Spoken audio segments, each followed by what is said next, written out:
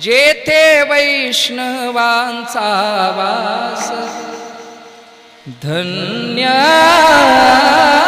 भूमी पुण्य देश. आपण खूप सर्व भाग्यवान मंडळी आहोत की ही सर्व संत मंडळी झाल्यानंतर आपल्याला जन्म भेटलाय. विठ्ठल. लोकमान्य टिळकांना विचारलं, लोकमान्यजी आपण खूप श्रीमंत आहात, तुमचा खूप चांगल्या कुळामध्ये जन्म आहे, तुम्ही खूप काही चांगलं करू शकता, याच्याही पेक्षा श्रीमंत होऊ शकता, पण तुम्ही या देशासाठी, या महाराष्ट्रासाठी एवढे कष्ट का सहन करता, का जेलमध्ये राहता? त्यांनी सांगितलं, माझ्या समोरचा आदर्श मोठा असल्यामुळं मला मोठी काम करावी लागतील.